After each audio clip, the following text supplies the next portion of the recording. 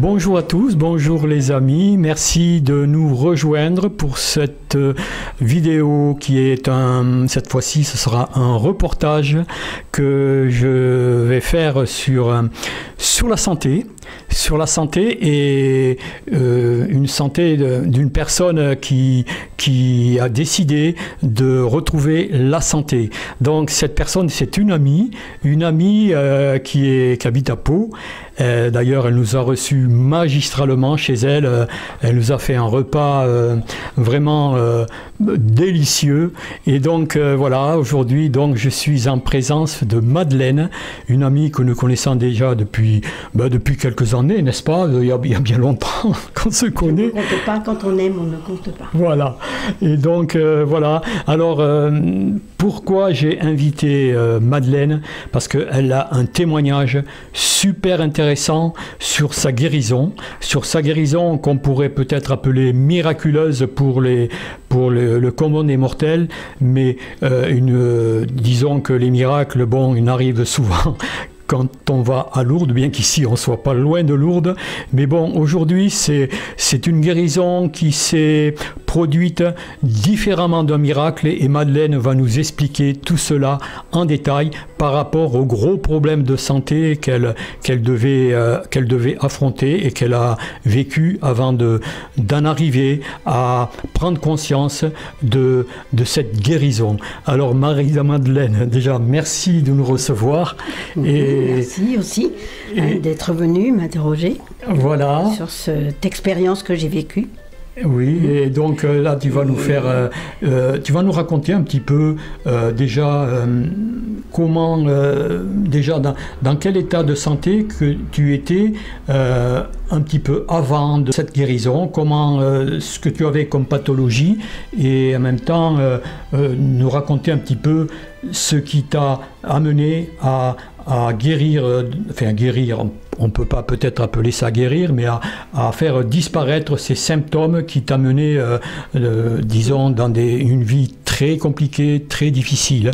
Et on peut dire maintenant que tu as une santé tout à fait normale, tu as des activités tout à fait normal, et Dieu sait si tu es active. Quand on a fait le tour de ta maison, on a vu vraiment qu'il y avait beaucoup de travail, beaucoup de choses à faire, surtout avec le potager magnifique que tu as, avec les légumes que tu bichonnes, que tu entretiens, et on a pu goûter de ces légumes, on a goûté de tes fruits.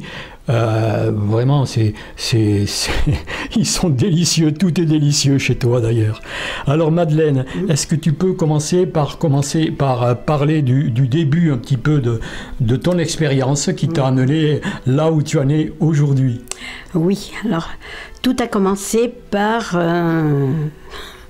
une manifestation d'une hypertension artérielle qui a tout de suite inquiété mon entourage, à savoir une tension de 23/10, qui m'a bien sûr conduite aux urgences à l'hôpital de Pau. Là, je suis restée sous contrôle pendant 3 jours, et on a fait des expériences de scanner cérébral, IRM et ainsi de suite. Pas de signe d'AVC, mais une hypertension toujours pas régulée. Alors, on a été discuté entre médecins, la conduite à suivre, à savoir repasser des examens, explorer davantage les organes que nous avons qui sont en lien avec l'hypertension, en particulier les reins. Donc, j'ai passé une échographie de reins, et là, le docteur qui a suivi cette échographie on a conclu que j'avais des soucis rénaux qui n'étaient pas normaux. Et de cela, il y a combien de temps de cela? Ça, c'était en 2020. 2020, il y a 5 ans. Quoi. 5 ans, décembre 2020. Et de là, on a découlé la direction, enfin l'orientation vers un néphrologue. Donc j'ai rencontré un néphrologue de l'hôpital de Pau qui m'a pris en main en me faisant bien comprendre que l'hypertension artérielle pouvait être liée à un mauvais fonctionnement des reins. Ce que j'ignorais complètement. Je ne suis pas du tout dans le milieu médical. Et donc, qu'est-ce que l'on peut faire à cela? On dit d'abord, on va essayer de réguler avec les médicaments. ce que l'on a fait, mais sans résultat. Et consécutivement à cette échographie des reins, il a été conclu avec l'équipe médicale de passer, de faire, pardon, on appelle ça une échographie non, j'ai perdu le mot. Une biopsie. Biopsie, ah oui. Une biopsie des reins. Et qui est partie se faire analyser à Limoges. Et donc une biopsie, c'est un prélèvement. Un prélèvement. Un prélèvement sur le rein, quoi. Sur le rein. Et là, on s'est aperçu qu'il y avait une amylose rénale assez sévère. Alors une amylose, c'est quoi? C'est un dysfonctionnement? Alors, une amylose, c'est une production trop élevée, mais beaucoup trop élevée, de protéines. Ah oui. D'où une élévation d'urée et de créatinine. D'accord. Mais des mesures très élevées. Qui dépassent les normes, quoi, oui. Largement. Ah oui. Donc c'est ce qui les a un petit peu inquiétés et ce qui a conclu la décision de refaire une ponction au niveau de la moelle pour mesurer l'importance de cette amylose. Bon, la ponction a été faite et de là, effectivement, les résultats ont découlé. Ont bien confirmé cette amylose importante. Et quel protocole de soins peut-on avoir avec cette amylose, enfin, par rapport à cette maladie qui est quand même assez peu connue, si ce n'est, après discussion entre eux quand même, d'une chimiothérapie. Donc en 2021, début 2021, oui, j'ai entamé une chimiothérapie, double chimiothérapie, oulala, oui. Une perfusion, une orale, à raison d'une séance par semaine, je précise, pendant 6 mois. Pendant 6 mois. Je précise. 6 mois de chimiothérapie importante. Ouais. C'était très difficile pour moi de l'accepter, pas vraiment. Je l'ai un peu accepté ce traitement. Mais ça a été difficile physiquement. Donc, bon. Bien sûr, on connaît les effets secondaires d'une chimio, c'est pas marrant du tout. Hein. C'est pas marrant du tout. Voilà. En plus, toute ta vitalité qui s'en va et ainsi de suite. Oui. Donc, j'ai quand même fait cette chimio, mais au bout de 3 mois, j'ai failli craquer. Je n'en pouvais plus. Donc j'ai demandé ou j'arrête tout, ou on diminue les doses. Vu mon gabarit, donc après discussion entre eux, le corps médical, ils ont décidé de diminuer la dose. Ce qui a été fait, et pour ça, j'ai mieux, disons, mon corps a mieux supporté voilà. Ce traitement, et j'ai pu le réaliser jusqu'au bout des 6 mois. Voilà. À la fin des 6 mois, il a été refait un autre examen de ponction de la moelle pour savoir si l'amylose était toujours présente. Oui, elle est présente, mais atténuée. Ce qui veut dire quand même que la chimiothérapie a fait son effet. A eu des résultats positifs. A eu des résultats pour un petit peu stopper la maladie qui est toujours là, mais elle n'avait pas disparu. Oui, et puis aussi qui peut mettre les reins un peu au repos. Parce que cette maladie a beaucoup fatigué mes reins, au point qu'ils ne fonctionnaient plus. Les analyses du fonctionnement de mes reins, alors que normalement des reins fonctionnent à 100%, ils étaient descendus à 12%. Ah oui, 12% seulement de fonctionnement. 12%. 90% qui ne fonctionnaient plus, pratiquement. Oui. Ah oui.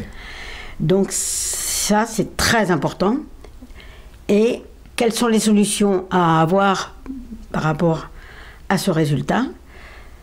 Eh bien, j'avais 2 possibilités, à savoir laisser faire la nature, vivre avec cela, et dans ce cas-là, je m'empoisonnais au bout d'un certain temps. Et tu allais abréger ta vie, certainement.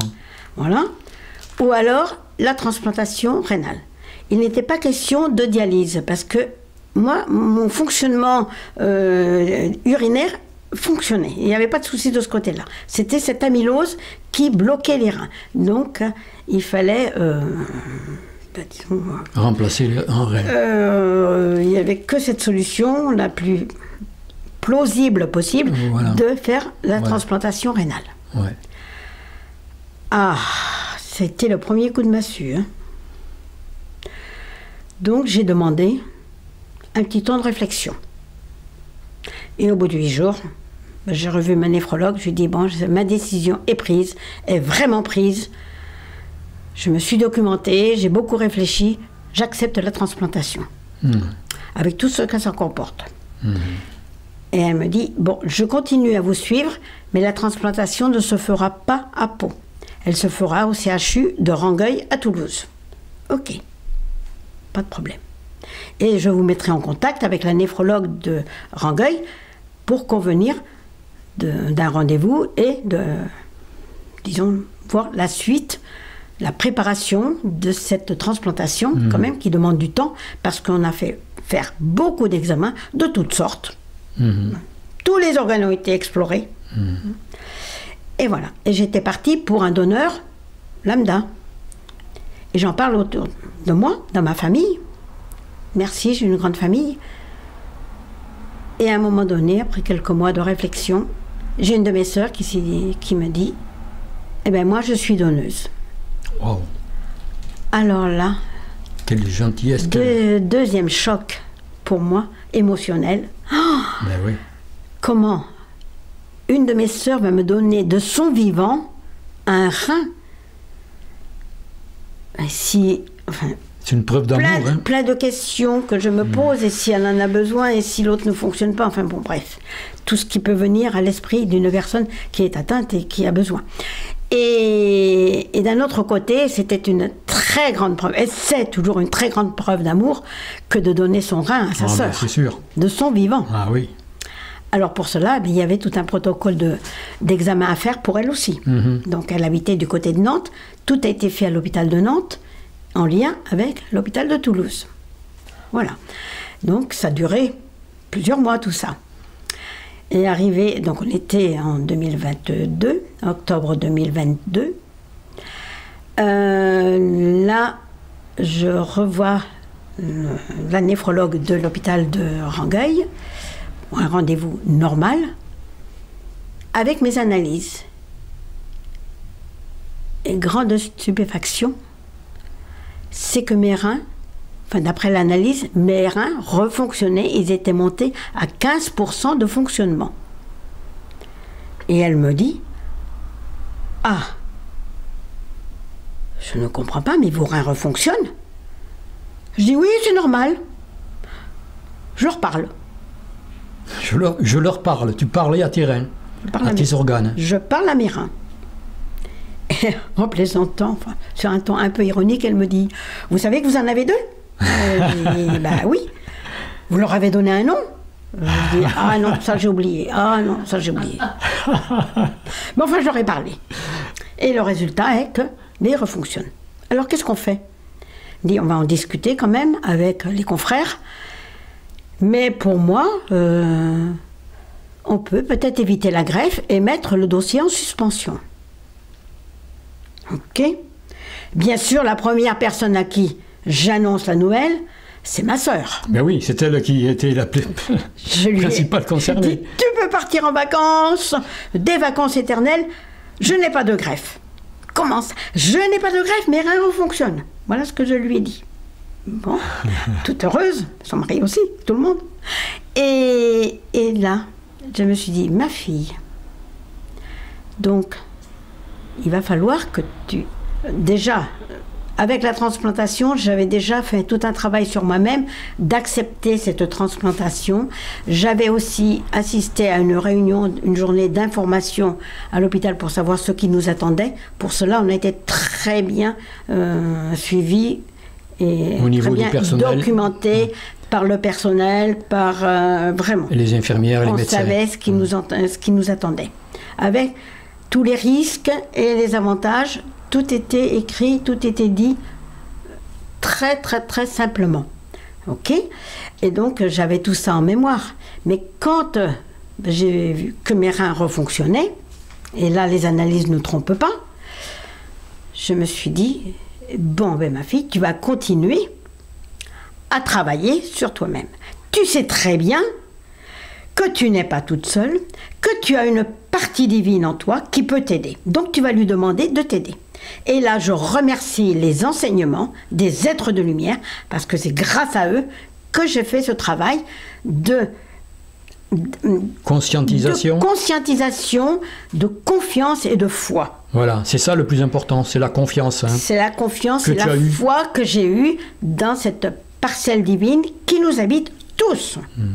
Tous. Bien sûr. Pas réservé tu n'es pas la seule, non, tu n'es pas privilégiée. Non. Je ne suis pas privilégiée, j'ai simplement eu la chance, peut-être, d'avoir cette ouverture de conscience, d'avoir compris l'importance des enseignements des êtres de lumière, que je suis quand même depuis 1989, quand même, je le précise, donc c'est pas d'aujourd'hui, et j'y suis toujours attachée à ces enseignements qui évoluent. Par rapport à nous aussi, nous évoluons. Donc, je suis... Alors, est-ce que tu peux préciser un petit peu les êtres de lumière? Qui sont ces êtres de lumière? Est-ce que déjà peut-être parler un petit peu de... Alors, à qui je m'adresse? Voilà, à qui tu t'adresses? Ouais. Moi, j'ai toujours entendu ma maman dire il vaut mieux s'adresser au bon Dieu qu'à ses saints. Eh bien, je m'adresse à Dieu Père Mère. Directement. Voilà.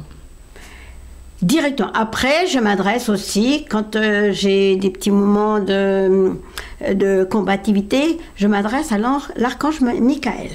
Ah oui. Je m'adresse aussi à l'archange Gabriel, c'était le prénom de mon mari, qui nous a quittés il y a 20 ans. Et donc, parce qu'il a quand même une grande sagesse et de bons conseils. Donc, je leur ai parlé, comme je vous parle. Moi, je parle beaucoup toute seule, mais c'est pas, je suis jamais seule. Je dis que je suis jamais seule. Ah oui. J'ai toujours quelques êtres autour de moi, mes êtres de lumière, mes guides, mes anges gardiens, peu importe le nom que je donne, mais surtout, c'est vrai, je m'adresse quand même à Dieu Père Mère. La source d'amour, la source de vie. Créateur de l'univers, Créateur de lumière, de l'univers, de tout ce que nous sommes. Créateur de tout. Et j'ai une très grande foi et une très grande confiance dans cette aide qu'il nous apporte au quotidien. C'est ça le plus important, c'est la confiance et la foi. Ah, moi, ça a été mon bouclier. Je pense que la clé de ta guérison, c'est cette confiance que tu as très forte en toi. Cette foi en l'aide que l'on a, qui est en nous. On n'a pas besoin d'aller la chercher à l'extérieur. Elle est en nous. Je ne renie pas les aides extérieures, l'aide médicale que j'ai reçue, est très bien reçue. Et je remercie les hôpitaux, que ce soit Rangueil, que ce soit Pau, où je suis toujours suivie, le personnel, parce que je vois dans quelles conditions ils travaillent, je les remercie de leur disponibilité, de leur écoute, et de la prise en compte de ce que l'on leur dit, parce qu'ils m'ont entendu, et ils en ont pris compte. Oui. Donc pour moi c'était très important. Donc j'ai quand même une confiance en ces personnes-là, de tout le corps médical, comme j'ai confiance en la source divine qui nous habite. Je confirme ce que tu dis parce que le personnel médical, moi aussi je suis passé par des problèmes de santé très importants, un petit peu un parcours aussi qui était tangent, on peut dire, parce que j'étais à la limite de terminer ma vie. Et donc, évidemment, je suis passé un peu comme toi par les soins médicaux Rangueil. Je connais très bien, je suis allé assez souvent là-bas. Et je témoigne tout à fait que le personnel est d'une générosité pour soigner les patients. C'est vraiment, ils sont vraiment attentionnés pour eux. Le seul problème, c'est qu'ils sont surexploités et qu'ils n'arrivent pas à faire leurs tâches normalement. C'est juste ce problème-là. Par manque de personnel. Par manque de personnel. Ah oui, manque de disponibilité, ça c'est vrai. Ça on peut le prouver, on peut le dire. Et chapeau, moi vraiment, j'ai une grande reconnaissance vis-à- d'une de tout ce personnel hospitalier. Voilà. Tous. Quel qu'il soit. Moi, quand je vois un médecin, quand même d'une certaine responsabilité, pas professeur, mais quand même médecin, une bonne reconnaissance et autres, nous accueillir dans un boui-boui, sans fenêtre, et manger son sandwich en nous consultant, je peux vous dire quand même que ce ne sont pas des conditions de travail d'un médecin. Oui, mais ça, c'est pas... oui, moi, il y en a quelques-uns comme ça, c'est vrai. Je ne l'ai pas vécu pour moi, je l'ai vécu pour ma fille. Ouais. Mais bon... Alors, un grand merci à tout ce personnel, quoi. Oui. Et alors, pour en revenir à ta guérison, là, un petit peu, ma guérison. Oui. Donc, je suis toujours suivie par l'hôpital, la néphrologue de l'hôpital de Pau, Oui, oui. régulièrement. Donc nous suivons, par l'intermédiaire bien sûr des examens sanguins, l'évolution de ces reins. Alors ma dernière en date de fin juillet 2025, donc c'est tout récent. Oui. Eh bien, mes reins fonctionnent désormais à 19%. Ah oui, ça continue à augmenter. Donc je suis toujours en progression de fonctionnement. Alors mon travail, ça se fait pas comme ça. Ah non, c'est pas un coup de baguette magique. Hein. Non, non. Je ne dis pas tous les jours, mais presque tous les jours, je me connecte à Dieu Père Mère. Je leur demande de m'aider déjà à annihiler cette amylose et de m'aider à faire refonctionner ces reins qu'ils m'ont donnés en pleine forme et que je veux leur restituer en pleine forme. Voilà. Et donc ça, c'est un travail que je fais tous les jours, ou presque tous les jours. Je suis honnête avec moi-même, presque tous les jours. Voilà. Donc ça, et ça, je continue toujours. Cette amélioration a été constatée, c'était en 2022, 2023 alors. L'amélioration, tous les ans, un tout petit peu plus. Parce que de 15% quand je suis allée à Rangueil pour la transplantation. Voilà. Bon, j'ai eu d'autres examens sanguins qui ont mesuré que ça montait à 16, à 17, et aujourd'hui je suis à 19. 18. Et là, on est en 2025, donc ça fait à peu près 2-3 ans que ça progresse dans la bonne direction. Dans la bonne direction. Okay. Donc c'est très encourageant. Et on ne parle plus de greffe. Et puis je crois que mon corps n'en veut pas, non plus. Oui. Et que je libère ma sœur, qu'elle peut continuer à mener sa vie. Tu avais quand même ça qui te travaillait dans ta conscience. Mais bien sûr. Oui. C'est une responsabilité. C'est une responsabilité, c'est un grand acte d'amour de sa part. C'est une responsabilité c'est ma responsabilité que j'engage à accepter ce don. C'est très important. Après, c'est très rassurant pour moi. Ça a été très rassurant de savoir que c'était un donneur que je connaissais et avec qui j'avais des relations fraternelles. Voilà, bien sûr. Donc, ça m'a un peu apaisée par rapport au questionnement que l'on peut se faire quand on a besoin d'une transplantation, quelle qu'elle soit.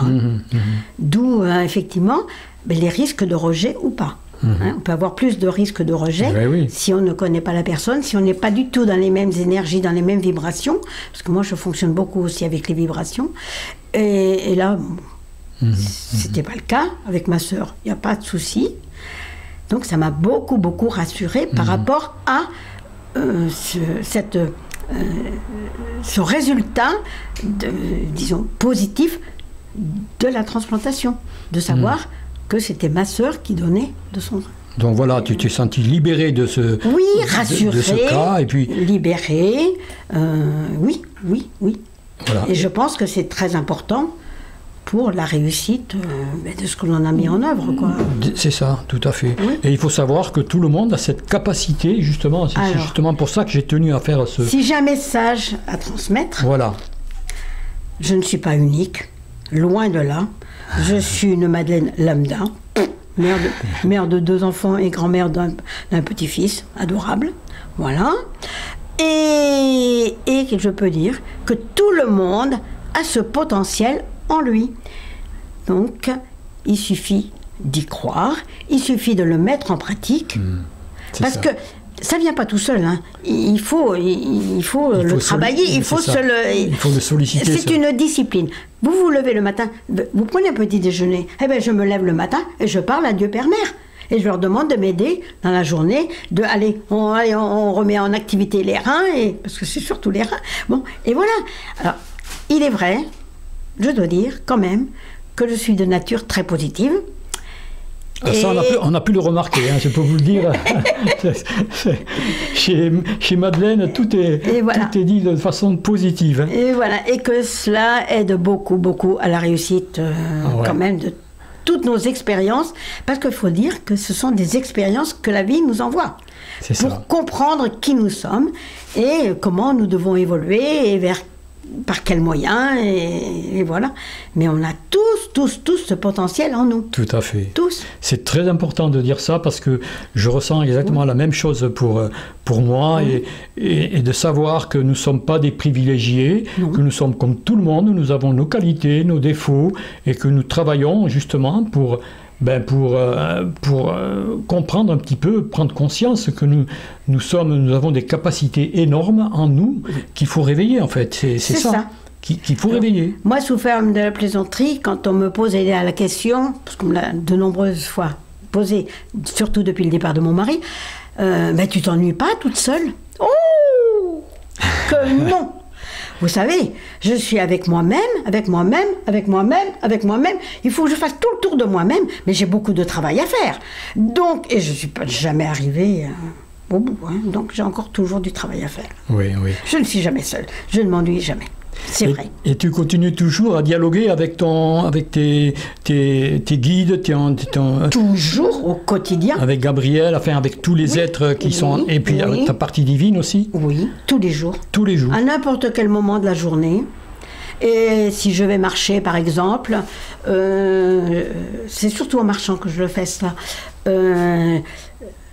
J'inspire l'énergie divine et j'expire tout ce dont mon corps n'a pas besoin, et mon esprit non plus, et mon âme non plus. Et voilà, et j'inspire, et je me nourris de toute cette énergie divine. Et c'est vrai, je le fais régulièrement. Je le fais aussi en travaillant dans mon jardin. Voilà, et tout pousse naturellement. Et je remercie aussi, quand je vois mes beaux légumes et tout, je remercie l'univers, je remercie Dieu Père Mère de me donner cette abondance. Donc, qui me permet de distribuer, d'en donner aux amis, à ma famille. Et puis il faut voir un petit peu l'énergie que déploie ici Madeleine dans sa maison, parce qu'il y a énormément de travail, parce que on voit un petit peu, c'est pas une petite maison, le jardin c'est pas un petit jardin, et vous verrez un petit peu comme ce jardin c'est une corne d'abondance. Il y a des légumes partout, il y a des fruits, il y a des pêchers, les branches sont tellement remplies de fruits qu'elles sont prêtes à craquer, et elle nous a fait goûter ces fruits, mais alors des fruits c'est un délice de goûter ces fruits. Si on n'avait pas mis un frais, on en aurait mangé 5, 6, une dizaine d'affilée, je crois. C'est vraiment c'est un délice. Donc merci à l'univers, merci à Dieu Père, merci à la nature, merci à notre mère la terre qui nous donne tout cela. C'est ça. C'est ça. Il faut moi je suis une fille de la terre et je suis reconnaissante vis-à-vis de notre mère la terre. Tu as de la facilité à te connecter certainement aux énergies de la terre, de mère terre Gaïa. Oui. Plus que quelqu'un qui a toujours vécu dans du béton. Je sais mais peut-être. C'est une prédisposition que tu as et que tu utilises très bien d'ailleurs. Parce que j'utilise au quotidien. Ouais. Oui. Et je remercie aussi, je ne l'oublie pas, notre Père le Soleil. Parce que nous en avons besoin. Et il m'aide beaucoup. Moi, je suis très solaire. Donc, il m'aide beaucoup. Aussi. Mais tous. Et donc, vous comprenez pourquoi je ne suis jamais seule et que je ne m'ennuie jamais. On comprend, dialoguer avec tout ce monde, je n'arrête pas. Oui. En fait, la solitude, quand on en prend conscience de ce qu'est la solitude, elle n'existe pas vraiment, la solitude. Et personne n'est jamais seul sur Terre. Il y a toujours c'est parce qu'on a perdu le contact avec cette partie divine, en fait. C'est en fait ça. Oui, on se sent coupé, on pense qu'on est abandonné, mais c'est pas du tout le cas. Non, pas du tout. Pas du tout, tu peux confirmer. Ah non, moi je confirme. Alors là, on n'est pas abandonné du tout, on est même très aidé. Et c'est vrai que là, je retiens aussi les paroles de ma maman, qui était quand même une personne sage, qui nous a toujours dit « Demandez et vous recevrez », ce qui est vrai. Moi, je demande et je reçois. Et je remercie. Qu'est-ce que vous voulez de plus comme parole positive, franchement. Et puis c'est du concret, là. C'est pas une histoire inventée. Madeleine, on la connaît depuis longtemps. Personne authentique qui raconte naturellement ce qu'elle a vécu, là. Et je tenais particulièrement à vous la proposer parce que ça peut certainement aider beaucoup de personnes C'est mon souhait. qui sont... Oui, oui. C'est mon souhait. C'est pas pour moi, mais que ça puisse, disons, conforter, réveiller certains êtres humains que, ben oui, ils ont tout le potentiel en eux et qu'il ne faut pas attendre de l'extérieur que ça vienne tout seul. C'est pas vrai. Non. Ça vient de nous-mêmes, de l'intérieur de nous-mêmes, avec l'aide de l'extérieur. De l'aide. Okay, ça, c'est ça. On ne le rejette pas. Mais c'est de nous-mêmes, de l'intérieur de nous-mêmes, qu'on peut... La guérison vient toujours de nous-mêmes, en fait. Absolument. Ce qu'on prend de l'extérieur, c'est une aide supplémentaire. C'est un support. Mais le vrai centre de la guérison, c'est nous qui le décidons, en fait. Oui, exactement. Oui, moi, le jour où j'ai décidé, effectivement, quand on m'a annoncé cette possibilité de greffe, où j'ai décidé que mon corps l'accueille déjà, que je demande de l'aide pour que mon corps l'accueille, et puis qu'après, effectivement, j'ai eu cette confirmation du refonctionnement de mes reins. Ah ben oui. Là, j'ai remercié Dieu Père Mère et que je continue au quotidien à remercier. Et puis quand je ne demande pas pour moi, parce que j'en ai pas besoin, mais je demande pour les autres. Tous les autres. Et Dieu sait si nous sommes nombreux. Ah oui. Et puis il y a beaucoup de gens qui sont dans de grosses difficultés. Hein. Oui. On n'a jamais assez de besoin d'aide. Voilà. Ouais, donc si je peux aider de mon côté de cette façon-là, je le fais. C'est super bien, c'est comme ça qu'il faut fonctionner. C'est l'objectif de ma vie. C'est un bel objectif dont on peut prendre exemple. C'est très constructif, très positif. Et j'espère que ça pourra aider tous les gens qui regarderont ce témoignage. C'est d'ailleurs pour ça que j'ai tenu à le faire avec Madeleine. Elle a accepté tout de suite, sans réfléchir. Elle a dit oui, tu peux. Bon, Madeleine est un petit peu réservée, peut-être un petit peu émue de faire ce reportage, mais je vois qu'elle s'est très bien débrouillée, Madeleine. Tu as vraiment été comme il fallait, c'était parfait. Je ne peux pas inventer des choses, c'est pas possible. Mais on voit bien. C'est du vrai, quoi. C'est du vrai, ouais. C'est du ressenti, c'est du vrai. C'est du vécu. Réellement. Ok, merci Madeleine, merci d'avoir passé ce petit moment ensemble et j'espère que vous en profiterez au maximum aussi, si ça vous parle à ce moment-là. Vous pouvez donner des commentaires, vous pouvez dire ce que vous en pensez et puis si vous le ressentez, vous pouvez le diffuser à des personnes qui peut-être pourront aussi être intéressées par ce témoignage magnifique de Madeleine. Oui, il faut que ça se multiplie. Oui, il faut. Voilà. C'est pas pour moi, non. Mais oui, que ça rende service, que ça puisse éveiller d'autres personnes en disant ah oui, effectivement, je peux m'aider moi-même par cette présence, cette force. Après qu'on l'appelle Dieu ou pas Dieu, parce que ce nom-là peut gêner certaines personnes, mais qu'on l'appelle la force d'amour, comme ça convient à la personne. Comme ça convient à la personne, peu importe le nom qu'on lui donne. Mais on le ressent, cette force que nous avons en nous. C'est ça le plus important. C'est ça. Qu'on puisse réveiller cette force. C'est ça. Elle nous est donnée à tous. Et en plus, maintenant, on vit une période où, vous avez pu le remarquer, j'en parle souvent sur ma chaîne, on vit une période de transition. Donc, ce monde ancien dans lequel on voit bien qu'il y a beaucoup de transformations, qu'il y a une pagaille énorme au niveau politique, au niveau religieux, au niveau des institutions, tout est chamboulé, tout est sans dessus-dessous.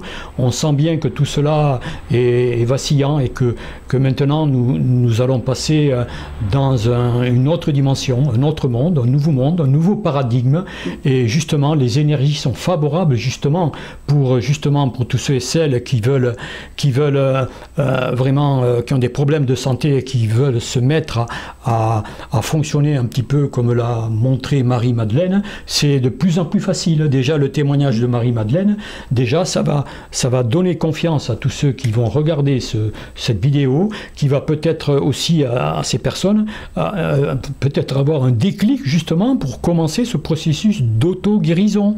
Pourquoi pas, hein? Mais c'est mon souhait. C'est le souhait, oui. C'est mon grand souhait. Que ça puisse effectivement éveiller certaines personnes qui sont dans le doute. Alors moi, ce qui m'a beaucoup, le support et la chance que j'ai, c'est d'avoir une très grande foi, une très grande confiance. Oui, oui. Donc, mais ça se travaille. Ça se travaille. De toute façon, rien n'est gratuit dans la vie. Hein. Il faut vraiment s'investir à fond. Ben, quelqu'un qui nous a dit « Aide-toi, le ciel t'aidera ». Oui. Ben, mettons-le en pratique. C'est exactement. C'est ça. Et les êtres de sagesse disent souvent « Nous vous aidons, nous faisons 50% du chemin, mais le reste, c'est à vous de le faire. Les 50 autres pourcents, c'est à vous. » Et c'est justement ce que toi, tu as fait. Tu as pris entièrement d'accord. 50% pour toi, 50% d'aide divine de ta connexion intérieure, parce que les êtres divins, les êtres de sagesse sont aussi à l'intérieur de nous. Hein. Absolument. C'est nous, c'est eux, c'est l'énergie, leur énergie qui est en eux, mais qui est aussi en nous. Et donc, en combinant les deux, aide divine et aide humaine, eh bien voilà, on aboutit à des résultats comme le tien. Voilà. Ben écoutez, je pense que c'est assez suffisant. Tu vois pas d'autre chose pour conclure le mot de la fin, ou ça te va comme ça? Que le mot de la fin, gardez espoir. Rien n'est perdu. Rien d'espoir, rien n'est perdu. C'est tout. Ouais, très beau. Très belle parole de fin de vidéo. Et donc, écoutez, merci Madeleine. Déjà, je te fais une bise parce que ça a été... Ça a été merci à toi. Un moment super. Voilà, m'avoir proposé ça. Ah ouais. Et voilà. Merci à vous, merci. Et puis donc, écoutez, il ne me reste plus qu'à vous dire, prenez bien soin de vous et n'oubliez pas que nous sommes sur le bon chemin vers quelque chose de beaucoup mieux, où l'être humain sera beaucoup plus heureux. Mais pour cela, il faut s'y préparer, tout simplement. Voilà. À très bientôt et à une prochaine. Merci. Merci à toi. Voilà.